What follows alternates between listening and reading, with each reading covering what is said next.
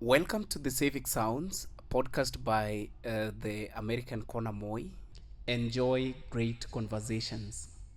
Welcome to Civic Sounds, a podcast by American Corner Moi, a platform on which we get the opportunity to talk about leadership, governance, matters youth, entrepreneurship, employability, and all that. We do have these sessions on a weekly basis, and we always try or strive to ensure that at least you have an episode or two per week. So today I want us to talk about something a bit interesting. you know I want us to talk about the youth, of course, in relation to the justice system, in relation to public finance accountability, and of course their participation in the leadership and governance of this country. By this country I mean Kenya, or even Africa at large, or even the global stage. So today I'm speaking to Branton. Branton is a student leader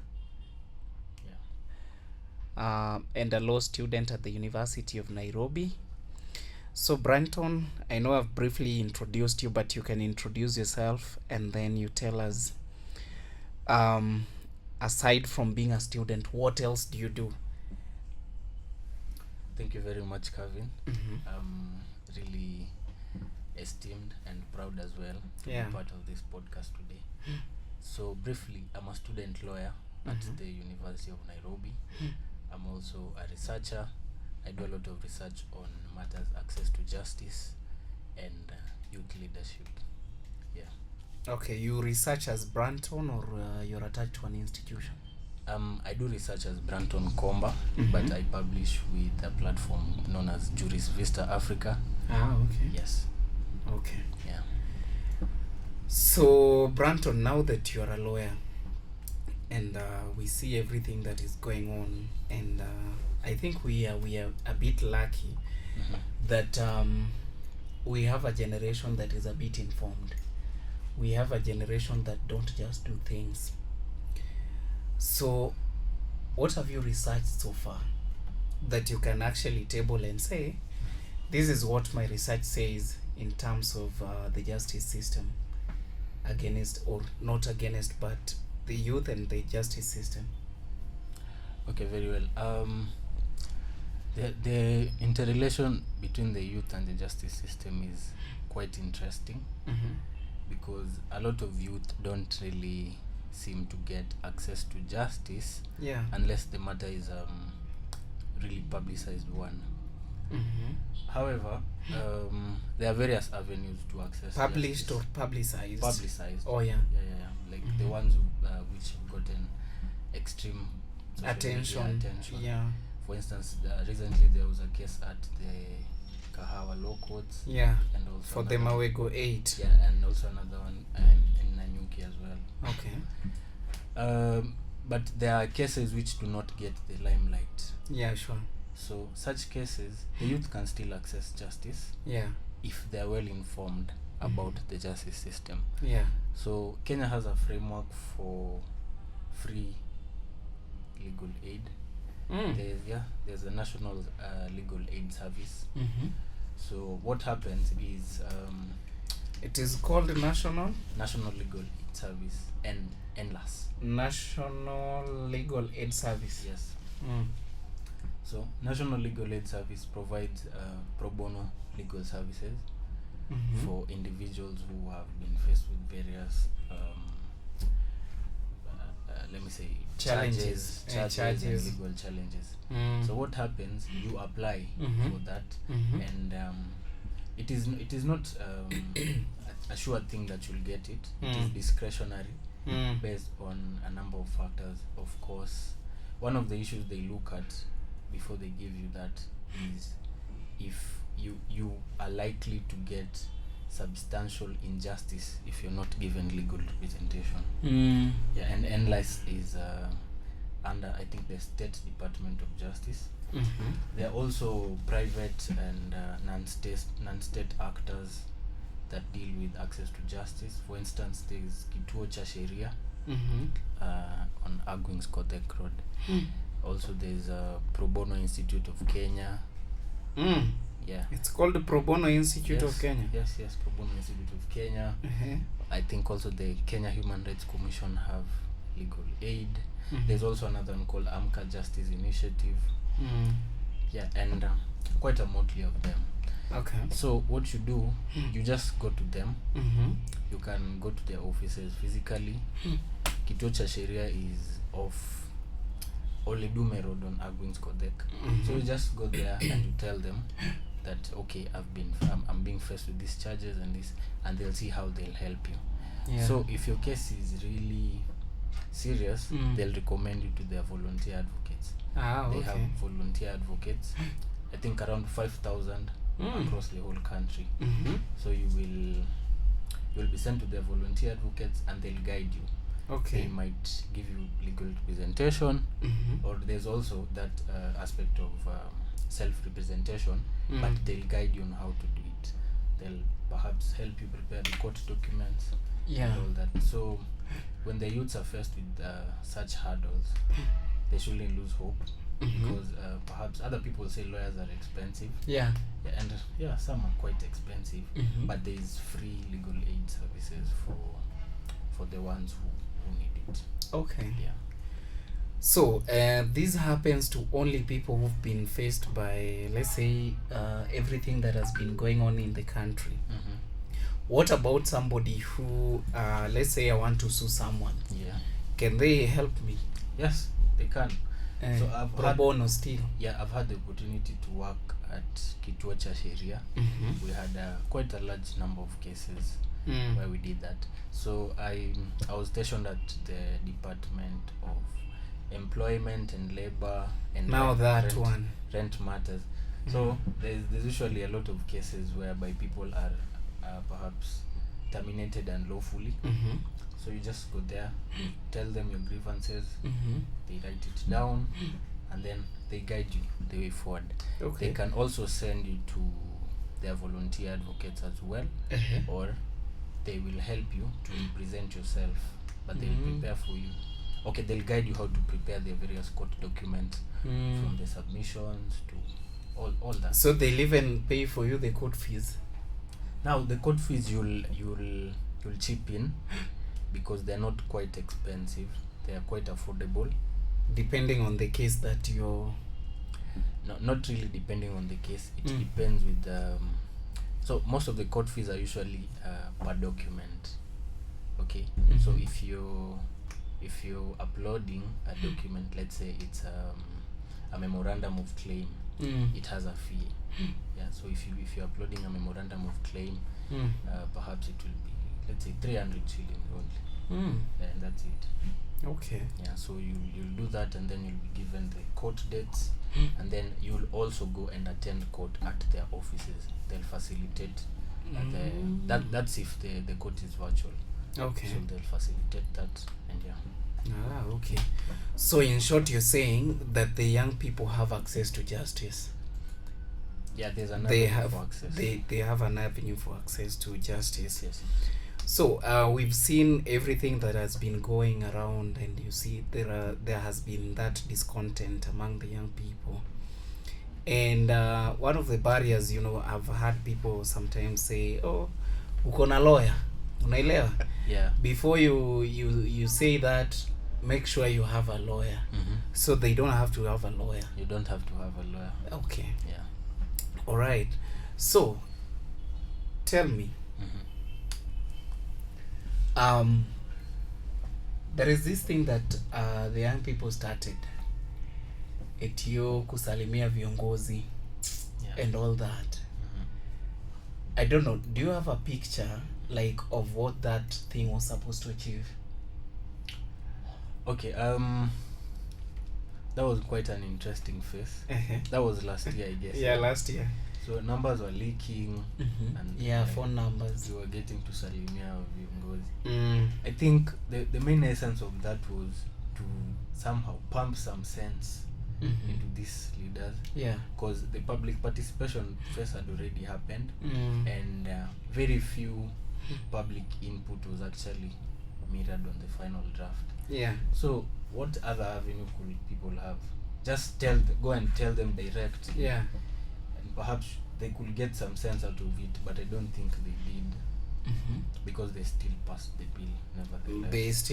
The bill still passed. Yeah. Yeah. So well, I've seen that happen a lot, and sometimes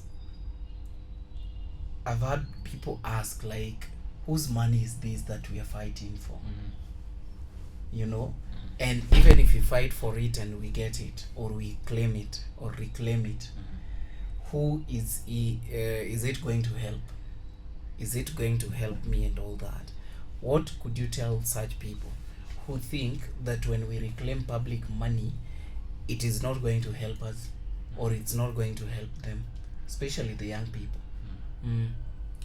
Okay, public money is our money, conclusively. Yeah. Before I address your question, I remember last year, a lot of people, especially the millennials, were saying that these Gen Zs are going to the streets and they don't even pay taxes. You know, taxes are broad. People look at taxes from the point of view of income tax. Income tax. However, there are different taxes. We pay taxes through VAT. VAT. All the products we buy are taxed. So that money goes to the government, and it's still our money. We pay taxes through transport. We've come here to public transport. They've paid fuel levy and all that. That's our money. So regardless of I whether love that. By the way, that is something that is not known to so many people. It's not known to me. Yeah. So regardless of whether we pay income tax or not, we still pay tax, whether directly or indirectly, and it's our money, and we must seek accountability on how it's spent. Now, to answer your question, when we fight for public money to go back to where it belongs, it is for our own good. Yeah, because when that money leaks through other avenues, it's us who will suffer, will not get enough services. They want to be hospitals. They want SHA won't work. It's actually not working. People are saying you have SHA? No, I don't have SHA yet. You see, that is I think we are coming to that next. We are coming back to SHA next. Proceed with your point.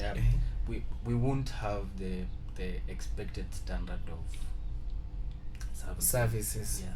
Okay. So you say SHA is not working? I've not experienced SHA. I don't have SHA, but people have been saying it's not working. The recent case was about, there's this politician from Meru, I think you also saw it. Macarena. Yeah, I guess. He was in hospital, and he himself confessed that he couldn't be treated to SHA. But we've also seen people testify that SHA is working. Personally, I've not seen anyone testifying SHA is working. I've seen. You've seen? There are videos actually of people testifying that SHA is working.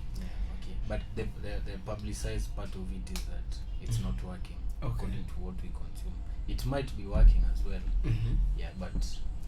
So what if we do this? What if we register for SHA and then we see if it's working or not? We see if it's working. Yeah. Well, it is good to speak from a point of, I have registered for SHA and I can truly attest to the fact that it's not working, or I can attest to the fact that it is working. I think when maybe as young people we decide, or we try to approach things that way, it is going to separate us from the old propagandists. For example, the traditional politician will wake up today simply because ako opposition aanze kusema SHA is not working, this is not working, na yeye mwenyewe hana SHA. So I think we could do that, right? So that because again, registering takes nothing away from you. Okay. Also, do you understand this thing? Do you understand how it works? How SHA works? Might not be 100% understanding, but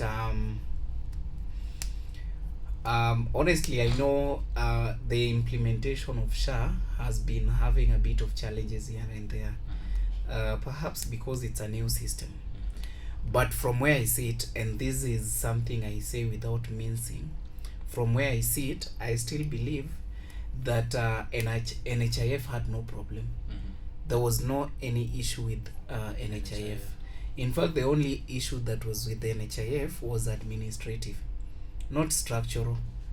So if we could have fixed the administrative issues, then everything could have just been okay. But because now you see, we have a government in place that has decided that we have to change the entire system and the entire how everything is supposed to be done. We just try to look at what is working and what is not working. If I go to the hospital and I realize that this aspect of SHA is not working, let me point out that particular aspect as the only item that is perhaps that requires to be fixed. But let me say, I also don't have SHA. I also don't have SHA. I'm yet to register for SHA or with SHA. Yeah, but we can always pick an item, just the same way we did last year during the finance bill protests. Everybody on the streets, were you there? Yeah, I was on the streets. Yeah, everyone on the streets had an item. Everybody, like, if you could ask Cavin, why are you on the streets? He would be like, the land rates, for example. Majority of ladies were on the streets because of the sanitary towel tax, whatever. Why were you on the streets? Why? I was on the streets because the how will I put this? The tax measures that were being proposed were punitive from individuals all the way to corporates. The to employers, measures, they were quite punitive. And there was a difference between last year's bill and this year's bill. This year's bill, a lot of people didn't. Okay, I'm not sure if people really looked at it, but this year's bill was really targeting corporates more than individuals. Yeah, and it wasn't directly. They weren't imposing new taxes directly. They were proposing amendments to the administrative tax regime. Okay. So like there's a clause that was reducing the time frame for some tax filings. So when they reduce it, and then they put a penalty for default. You get? So like they were coming at corporates indirectly. Okay. Yeah, that was the difference. That's nice.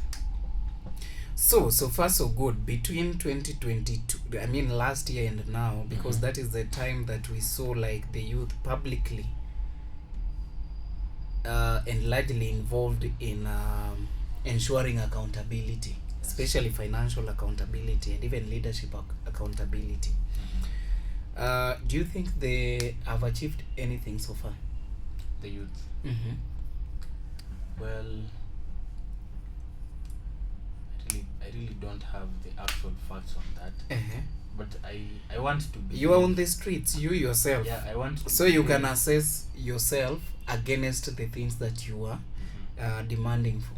Yeah, I want to believe that there was some increased sense of accountability, especially compared to last year's proposed tax regime and this year's proposed tax regime. However, I can't quite definitely say that the changes are out of goodwill. Yeah. Perhaps they just made the proposals because to avoid public outrage, as it was the case last year. I can't quite say what was the aim, but there was some difference, as I said, because this year's proposed tax regime wasn't quite punitive to individuals per se. Okay. Yes. So what do you think the young people can do maybe differently to at least ensure that there is that endless accountability, that people are able to know this is how money was spent and all that? Okay, I feel like it's time to become innovative. We need to look at new ways of doing things other than the common picketing. So there are quite a number of avenues that we can ensure accountability. We can seek reports from the Auditor General. apart from what the office does individually, Yeah. I think individuals or the community, they can petition Yeah. that the office audits certain funds. For example, if you have an issue with what your MP is doing, Yeah. You can petition the Auditor General of the office.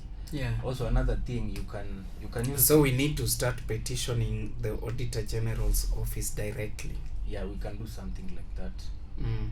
Another thing is we can use the courts. Mm-hmm. Recently, Okia Umtata filed a petition in the High Court seeking to get back money that was lost during President Uhuru Kenyatta's regime.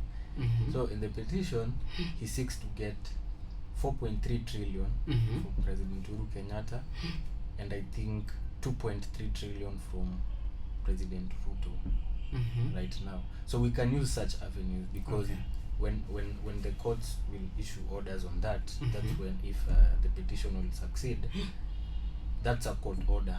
It will be a mandatory for them to refund that money back to the public coffers.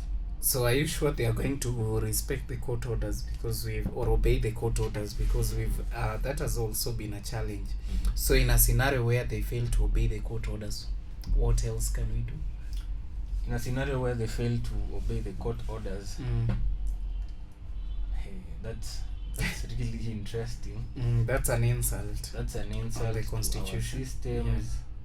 That's something that's not acceptable. But I want to believe that they will, because when the courts issue orders, you also make you should also make prayers that they be enforced. Okay. So there are various avenues to enforce that, and I believe that can be enforced through the EACC, because the EACC is the one responsible for reclaiming and recovering lost public funds. Okay. So when you talk about prayers, some of us are not learned friends. Okay. With the only prayer we know is Sunday or Saturday prayers, or maybe the prayers but we understand that it's a legal term that is used in the courtroom. That was the first avenue. Second. Yes.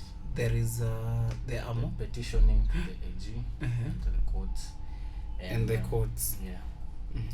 And also we can do our own research. Yeah. Because financial records are usually in the public domain.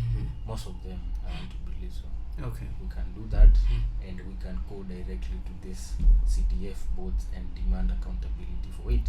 We can send emails to them. Okay. We can send letters to their offices that they give reports, because everyone has the right to access information. Yeah. It's a right in the Constitution. Yes, I know. So if you want certain information revealed to you, you have a right to do that, especially if it's concerning public matters. And do you know, or do you think someone from my village in Migori knows about this information? Which information precisely? I mean, the right to access to information.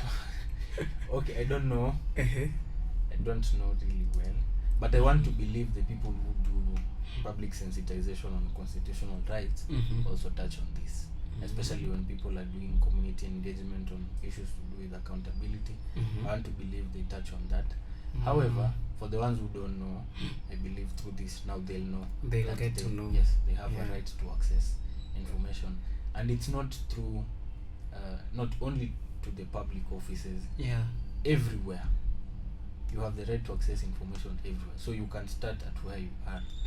If you think your university president is misappropriating your funds, demand information for that. If you think you like anywhere you are, you have that right. So before we even get to the top, we can start at where we are. Okay. We can start exercising that right. Okay. Basically. Though I'll maybe correct you a little bit. When you're in the private sector, things are a little bit different, because sometimes they'll tell you that this information is for the company, and you can only perhaps look at it but not access it. Yeah. but I think for anybody holding a public office can be held accountable to account or to avail information in regards to appropriation or anything in that regard, or in regard to the offices that they hold. So so those are the only avenues that you can think of right now that we can pursue.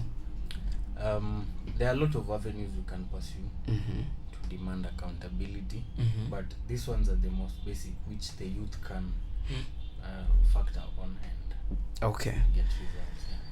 When I talked about kusalimiana, there was this interesting bit of unapatana na MP, pengine amekuja mtaa, amekuja na Prado na barabara iko na matope, then mnamwambia shuka hata na wewe utembee kwa hii barabara iko na matope. Because I was actually seeing somewhere that politicians will not make the roads or repair the roads. Instead they'll buy big cars that can never be stuck in those roads. So what is your take on that particular strategy of like kusalimia kiongozi, like even physically? We've seen cases of people attacking viongozi physically. What is your take on that? Okay, that's quite ambitious. But when you look at it in the long term, it won't solve all our problems, because you won't get all the MPs to walk in the mud. So I think we're supposed to picket for policy reform, because I also have a radical view that MPs are legislators. They're not supposed to be the people dealing with development. You get? They're supposed to be in parliament, make laws, amend laws and all that. Development should be in another domain, perhaps maybe the county commissioners or something like that. But now when you give your area MP, okay, it's legal. Right now they're trying to put it in the constitution. I think they voted for it 3 weeks ago. What is legal? Them being in charge of the CDF fund. Oh, okay. Yes. So they're the ones mandated right now. So the court ruled that NGCDF is unconstitutional, but they want to make it constitutional through a constitutional amendment. However, I'm so radical on this because I believe the MPs are not supposed to be the ones managing development in this area. You get? So maybe if we have non-political actors managing our development fund, we might get some good results. And these are the things now we are supposed to champion for. So non-political actors to manage the public. But what is the avenue that they are likely to use to get to the office now to be called the fund managers or development managers? Which now these non-political actors. Yes. The avenue is it's administrative because it's appointive. Because if you look at the county commissioners, it's not a political role. They don't vie for it. They are under the public service. The positions are advertised. People apply just like usual jobs. And another thing also, Mr. Ukiwa Mtata is also doing. He petitioned the courts to separate the Ministry of Finance from the Treasury. Yes, he's saying that the Treasury should be an independent entity according to the Constitution. Okay. But the state as it is right now, the Treasury is political. It is under the Ministry of Finance, meaning it is being directed by politicians. So I'm also of the same view, because politicians are not supposed to be the ones managing our development for us. They're supposed to be debating policies. Okay, policies of how perhaps the money will be used, but not how the money is used. They're not supposed to be the ones doing that. So there's a petition in court, and we can also do that through a referendum. Wow, I'm loving this conversation actually.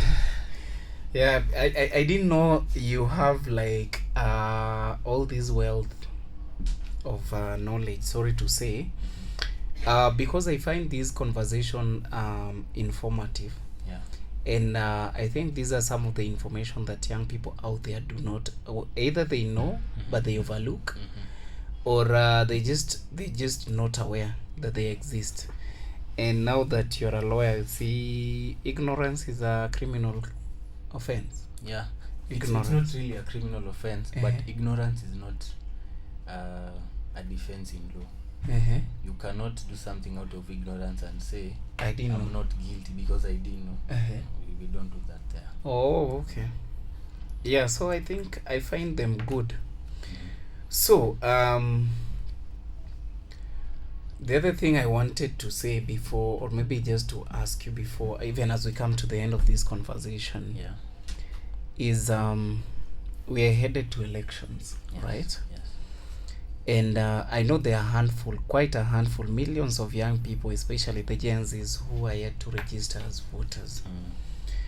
Do you think anyone who is 18 years and above, who is yet to register as a voter, or who has never voted, is entitled to holding the political, or I mean the leadership, or the leadership of this country accountable? Of course, they're entitled Mm-hmm. because you do not assume entitlement once you become a voter. Uh-huh. Remember, politicians are representatives of the people. Mm-hmm. They hold power by passive acquiescence of the principal sovereign. We, the people, are the principal sovereign. Uh-huh.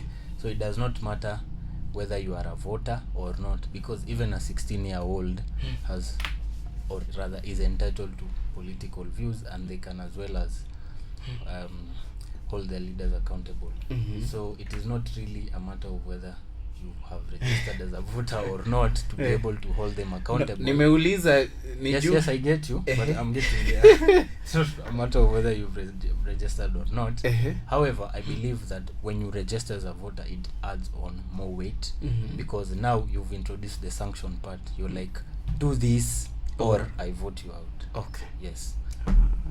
I love that. Is- I are we on the I same mean, page? I love that. By the way, I love that angle. I asked that because somebody was actually saying that we need to introduce a law On that requires people to access services using their vote cards. their vote cards. Mm. Okay. What is your take on that, by the way? If we say, if you are 18 years and over, without a voting card or a voting number, you cannot vote. What do you cannot think? access Yeah, services. you cannot access services. Sorry. What is your take on that? That could be quite I don't know how to put it, because I actually saw another trend on X. Actually, people were saying they were asking these entertainers, can we organize a mega concert where the entrance will be A a voting voter's card? Mm. Yeah. So okay, I don't think that can be done legally, making people forcing people to vote. Yeah. I don't think that's legal. Mm-hmm. However, it can be a good move Yeah. informally, Yeah. because these things matter to us all. And another viewpoint I came to look at election that is, you see, most of the people when they are voting, they're looking at it from the point of view of what will they benefit themselves. You get? But we need to start looking at elections from the point of view that you as Cavin or me as Glenn, when I'm voting for, let's say, the Nairobi governor. Glenn ni jina gani? My name is Glenn also. I'm called Glenn Branton Kwamba. Oh, okay, Yes. okay. So that me as Glenn, when I'm voting for Nairobi governor, even if I'm living in a posh area and my day-to-day life is not really Dependent. affected, or rather dependent on how the politicians are, let me vote because I want that person in Korogosho or in the Eastlands to get better services. Yeah. So when I'm voting, I'm not only voting to benefit, I'm voting so that they also benefit. Benefit. Yeah. But then again, I think it's two-way. honestly, it's two-way. You can't simply avoid voting because you are maybe well off and someone else is not well off, or you feel like voting is for people who are not well off. Because I saw, let's assume today, before I go to the person I saw, let's assume today I live in Karen, right? And the people who are going to work for me at home cannot be people from Karen. Yeah. They'll be people from maybe lower social classes as opposed to my class. So if we don't vote and the policies are bad, this means that this person is not going to be able to access healthcare services. Yeah. So the moment somebody who is working for me is not able to access better healthcare services, you see, in that case, it is going to force me to chip in. Yeah. True. So what if I just woke up that morning, I said, let me vote for good policies, So for me, that is the angle from which I see it. It can't be, I think it affects everyone. It does. Because look at, anytime we've had, or every time we've had public unrest, perhaps caused by political occurrences or situations, nobody can go to work, including the rich, the poor, and all that, you see.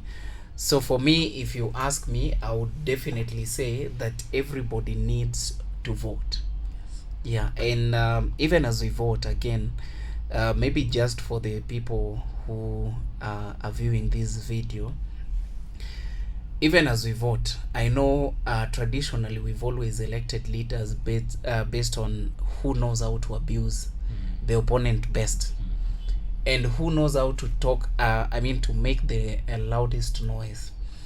Can we try to at least do things differently and try to assess and put our politicians on the weighing scale and ask them, yes, we know you had not been elected before, but then what have you been doing before you were elected? So that, because I believe that any adult has a responsibility to serve the country. There are countries you go to and you meet someone like the president for the first time, they'll ask you, hi Cavin, how are you serving the country? You understand? So how is Cavin serving the country? Maybe Cavin can say, or could say, I serve the country through civic awareness and education. I use this platform, this podcast as a platform to do public, civic education and awareness. You see? That is one thing that I really believe we should. Not somebody resigning from, let's say, from a bank. This is somebody who has been in the banking sector for over 20 years. Then simply because we are going to an election, they want to use the money that they've accrued, maybe in terms of savings or maybe fundraising, to manipulate their way without showing us what exactly they've been able to achieve for the society and even for the people that they live with. So I think that assessment is going to be very, very key. If at all, voting is going to be a worthy activity. Okay, so you're saying they should show us what they've done for the community. What they've done for the community. Okay, this also reminds me of something about the trusts and the foundations. There are people who start this prior to elections, and they do a lot of philanthropy, a lot of that. So how will we assess whether what they did was out of goodwill or service for the country, or merely to be elected? To doing people. Yes. So I think for me, let me talk for myself.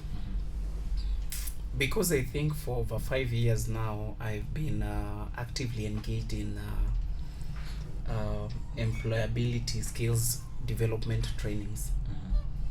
So through these, I've been able to, of course, through the firm that we run, that is through Be the Leader, we've been able to, I can proudly say that I've been able to place a few or help a few young people secure job opportunities.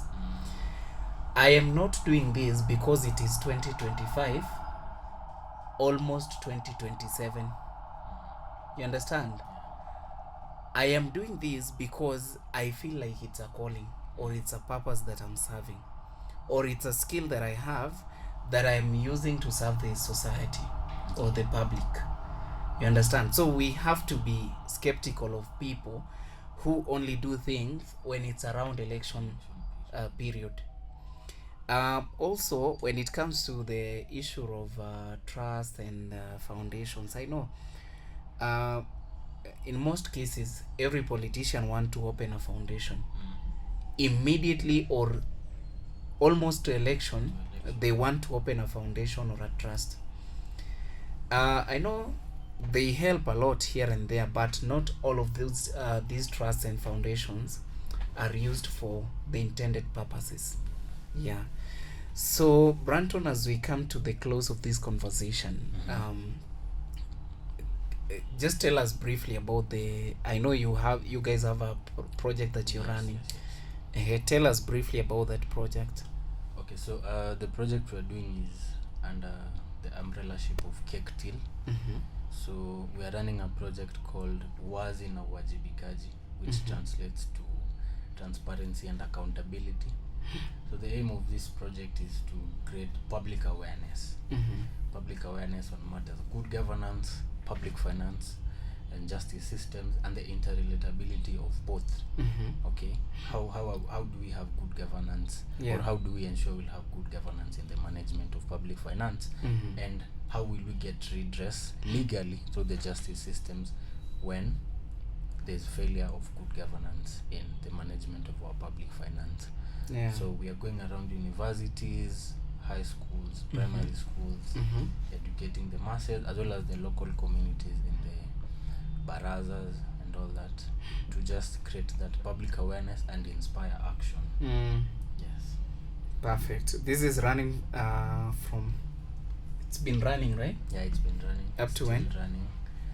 We're running this up to until October or November. Okay. Because it is an assessment-based project, so we have timelines.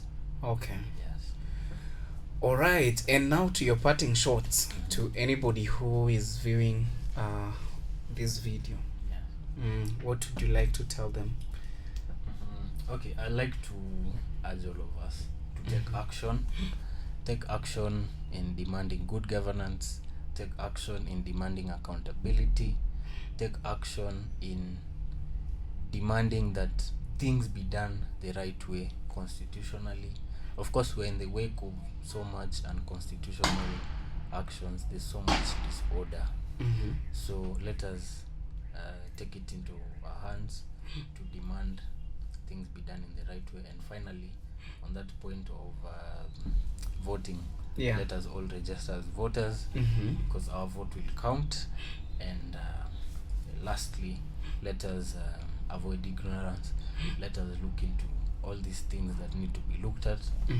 Of course, the issue of SHA. We're supposed to look at all these things so that even when we make our sentiments public, we do make informed sentiments. All right, absolutely. Thank you so much, Brampton, for the wealth of knowledge that you've been able to share with our viewers. And I think we can actually create more time or some other day so that at least we can take a deep look into some of these issues that we've talked about. I think I know we've not been able to deeply look at or into them, but we can do that. So to our viewers, thank you so much. This is Civic Sounds, and as I promised, and I keep promising, that we will have candid conversations, conversations that are able to inspire and to inform us as we move along with life. So thank you so much, and I'll see you in the next episode. Thank you very much.